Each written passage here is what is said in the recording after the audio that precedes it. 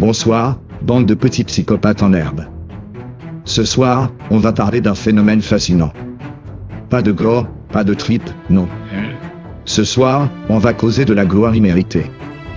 Du panthéon des tueurs en série, ceux qui ont une petite étoile sur le Walk of Fame du macabre, et qui, soyons honnêtes, devraient plutôt avoir une place dans la catégorie participation des Olympiades du crime. On parle, bien sûr, du Zodiac. Ah, le Zodiac. Son nom seul évoque les frissons, les mystères non résolus, les codes indéchiffrables.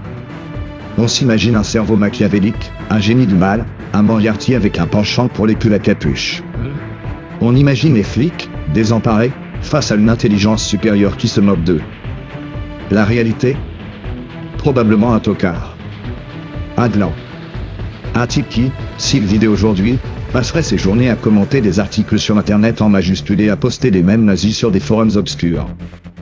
Parce que, soyons clairs, le Zodiac, c'est la preuve que parfois, pour devenir une légende, il suffit d'être juste assez mauvais pour ne pas se faire choper, mais pas assez bon pour faire un boulot propre. Pensez-y.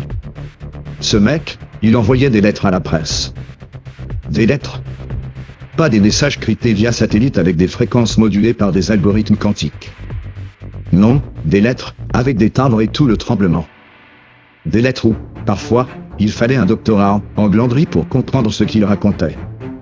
Ces codes ? Souvent des trucs que tu déchiffrais avec un abonnement de 3 mois à un magazine pour enfants. Et ces dessins ?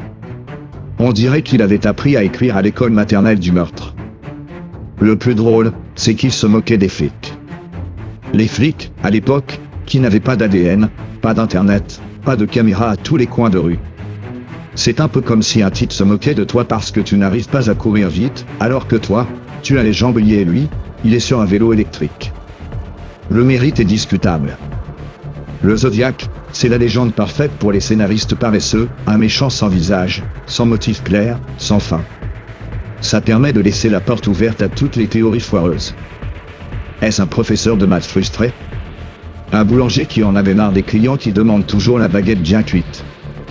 Ou, ma théorie préférée, un stagiaire en journalisme qui a monté toute cette histoire pour avoir un scoop, et qui a paniqué quand c'est devenu trop réel ? Sérieusement, le Zodiac nous a prouvé une chose, pour devenir immortel dans le crime, il ne faut pas être un génie.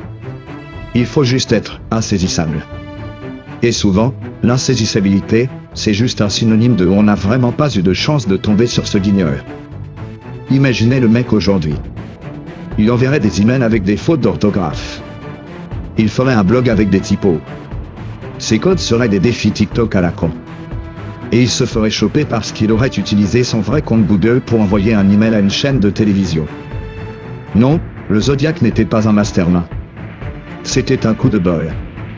Le genre de coup de bol qui fait qu'un jour, tu passes à côté d'une flaque, tu te casses la gueule, et ton sac à dos s'ouvre pour révéler, oh, tiens, une lettre avec un symbole chelou et le couteau du crime. Mais ça n'est jamais arrivé. Et c'est ça, la vraie leçon du Zodiac. Ne soyez pas un génie du crime. Soyez juste assez médiocre pour disparaître dans la nature, assez chanceux pour que les flics soient occupés ailleurs, et laissez le temps et les théories conspirationnistes faire le reste. La légende se fera toute seule. Et rappelez-vous, si vous vous lancez dans le crime, évitez les codes cryptés. C'est trop de travail.